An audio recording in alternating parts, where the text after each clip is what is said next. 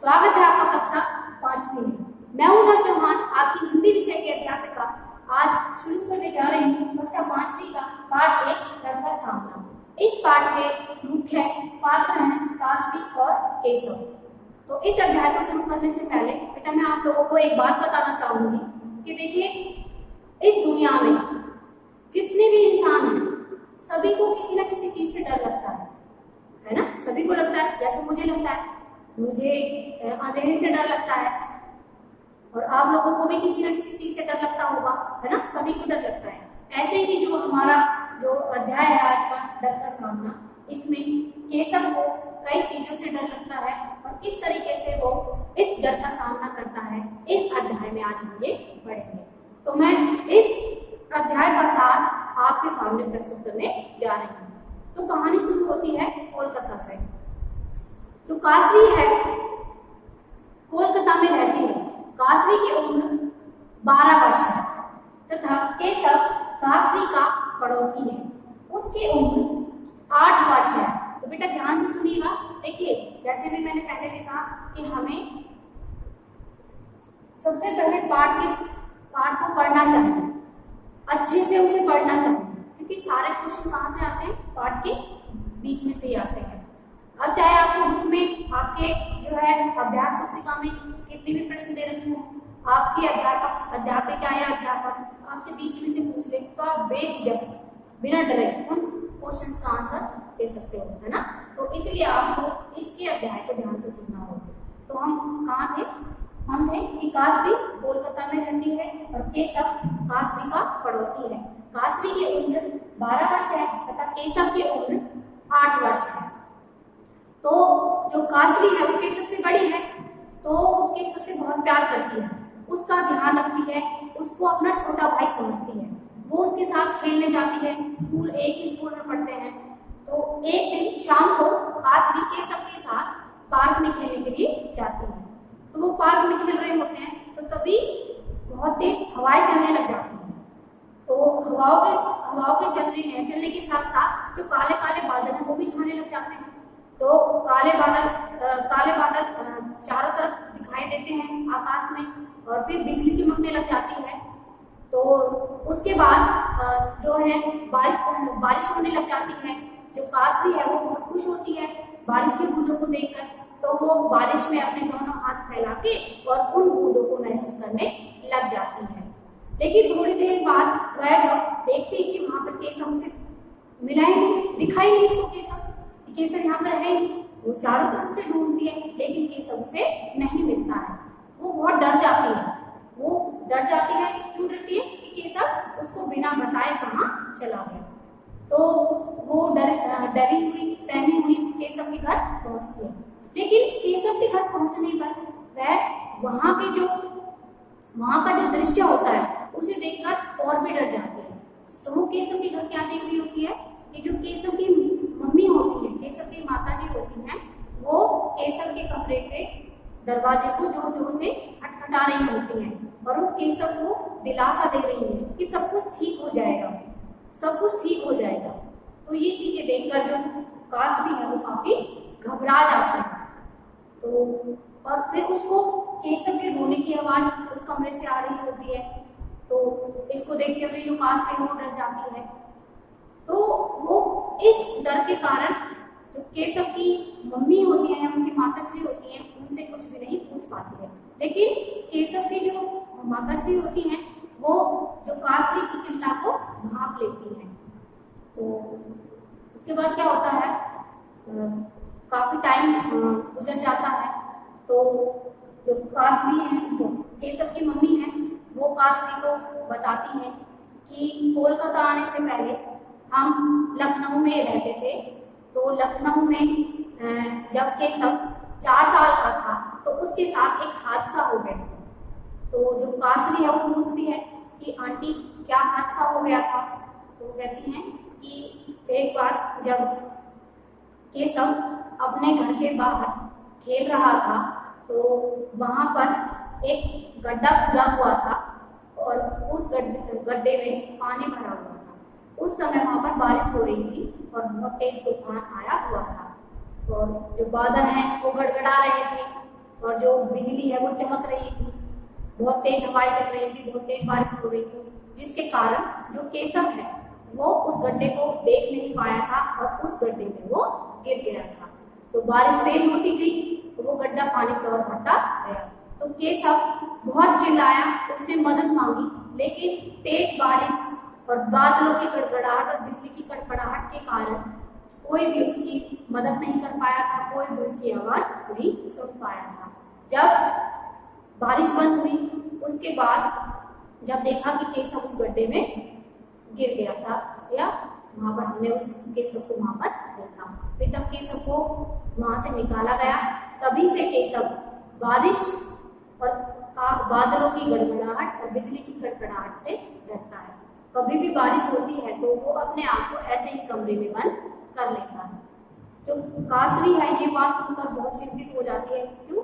क्योंकि उसे बहुत बुरा लगता है कि जो उसका दोस्त है या उसका भाई है वो इतनी परेशानी से गुजर रहा है।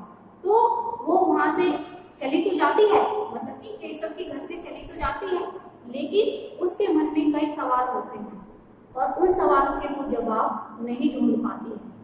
तो वो अपने घर जाती है, घर भी उसको चैन नहीं मिलता है, उसके दिमाग में बहुत सारे सवाल होते हैं कि कैसे अपने दोस्त को इस परेशानी से बाहर निकाले, कैसे उसका डर दूर करें। तो फिर नेक्स्ट डे, अगले दिन जो कासवी है केशव के घर आती है और उसकी मम्मी से बोलती है कि आंटी हमें केशव को इस डर का सामना करवाना पड़ेगा, वरना वो अपने जीवन भर इस डर से डरता रहेगा, वो इस बारिश से डरता रहेगा। तो जो केशव की मम्मी है वो कासवी को बताती है कि मैंने बेटा जो केशव का इलाज चलवा रखा है, मतलब कि वो उसको केशव को मनोचिकित्सक के पास ले जाती हैं और उसकी थेरेपी करवाती हैं। तो जो कासवी है वो कहती है कि कब तक जो है केशव ठीक हो पाएगा।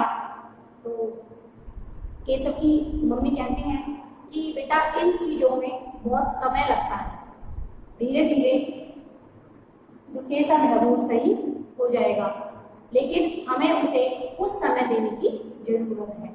तो कासवी कहती है कि हाँ आंटी जी, मैं और आप दोनों मिलकर केशव को इस डर से बाहर निकालेंगे। तो जो कासवी है वो केशव को खेल खेल में बताती है कि बादलों से और बिजली से और बारिश से डरने की कोई जरूरत नहीं है, जो हादसा तुम्हारे साथ बचपन में हुआ था वो हर बार नहीं होगा, और वो एक हादसा था, उसे तुम्हें भूल जाना चाहिए और अपने जीवन में आगे बढ़ जाना चाहिए। ये सारी बात जो कासवी है वो केशव को रोज खेल खेल में समझाती है। तो कासवी के समझाने और केशव की माँ के देखभाल करने से केशव धीरे धीरे अपने डर का सामना कर रहा था। अब वो बाहर बारिश की बूंदों को भी महसूस करने लगा था, और जब वो बारिश होती थी पहली बार तो वो बहुत डरा था। जब कासवी से जब आगे कभी बारिश हुई थी तो कासवी उसे बाहर लेके जाती है और उसे वो वहां से जाने नहीं देती है, और वो कहती है कि तुम डरो मत, मैं तुम्हारे साथ हूँ, तुम इन बारिश की बूंदों को महसूस करके तो देखो। तो मैंने कहा था ना कि कासवी जो पहली बारिश होती है कब, जब वो गार्डन में घूमने जाते हैं तो उन बूंदों को ऐसे करके महसूस करती है। तो वो केशव को भी यही कहती है कि तुम इन बारिश की बूंदों को महसूस करके देखो, तुम्हें कितना अच्छा लगेगा। तो कासवी के कहने पर जो केशव है वो आता है और बारिश की बूंदों को महसूस करने की कोशिश करता है। हाँ, वो डरा हुआ जरूर होता है, क्योंकि देखिए बेटा, डर का सामना एक दिन में नहीं किया जा सकता, डर का सामना धीरे धीरे किया जा सकता है ना। उसके लिए हमें रोजाना अपने मन में हिम्मत जुटानी होगी, तभी हम उस डर का सामना कर पाएंगे। तो केशव बूंदों को महसूस करता है, उसे बहुत अच्छा लगता है।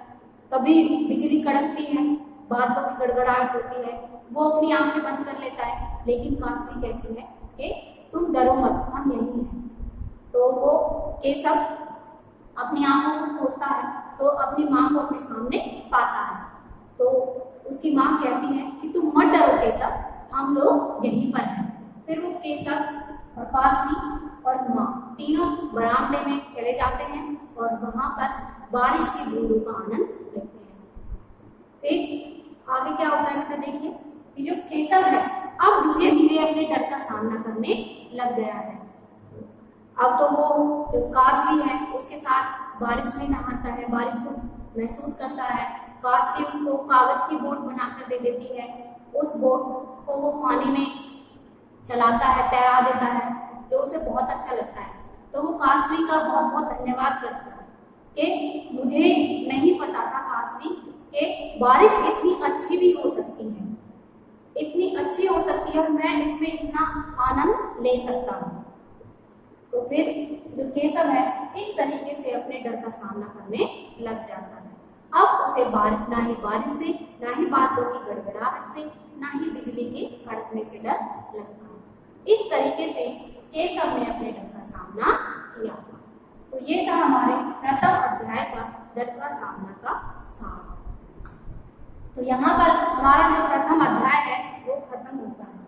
जैसे कि मैंने आपको पहले भी कहा था कि ये अध्याय आपको जो मैं पाठ का सार बताऊंगी इस अध्याय का आपको ध्यान से सुनना है। तो इसमें कुछ मौखिक प्रश्न हैं जो मैं आपसे पूछूंगी। अब आप सभी को उनके आंसर देने हैं। तो ये मौखिक प्रश्न है आपके। पहला, कासवी कहाँ रहती थी? तो कहाँ रहती थी कासवी? बताइए। कोलकाता में। Very good. कहाँ रहती थी? कोलकाता में। कासवी का पड़ोसी कौन था? कौन था कासवी का पड़ोसी? कौन था? केशव। कौन था? केशव। कासवी कितने साल की थी? कितने साल की थी कासवी? 12। कितने साल की थी? 12। Very good. केशव कितने साल का था? कितने साल का था केशव? 8। कितने साल का था? 8। केशव पहले कहाँ रहता था? मतलब कोलकाता आने से पहले केशव कहाँ रहता था? लखनऊ। कहाँ रहता था? लखनऊ। ऐसे ही बेटा बहुत सारे क्वेश्चन हैं, जैसे कि केशव को किससे डर लगता था? किससे डर लगता था केशव को? बिजली चमकने से, है ना, काले बादलों से, बारिश से। ठीक है। अच्छा, केशव को बिजली से डर क्यों लगता था या बादलों के आने से क्यों डर लगता था? क्योंकि वह अपने बचपन में गड्ढे में गिर गया था। Very good. इसका मतलब आप लोगों ने बहुत अच्छे ध्यान से सुना है ना? हाँ। तो ऐसे ही इसमें बहुत सारे क्वेश्चन बनते हैं जो आपकी अध्यापिका या अध्यापक आपको टेस्ट में दे सकते हैं, आपके एग्जाम में दे सकते हैं। अगर आप पाठ के साथ को अच्छे से पढ़ लेंगे, पाठ को अच्छे से रीड कर लेंगे तो किन्हीं भी क्वेश्चन का आंसर दे सकते हैं। तो ये था आज का हमारा पहला अध्याय।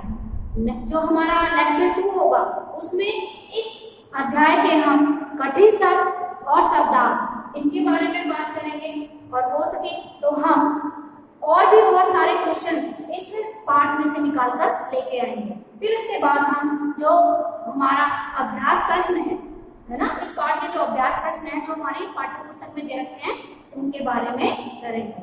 मैं आशा करती हूँ कि आपको यह अध्याय डर का सामना समझ में आया होगा। धन्यवाद।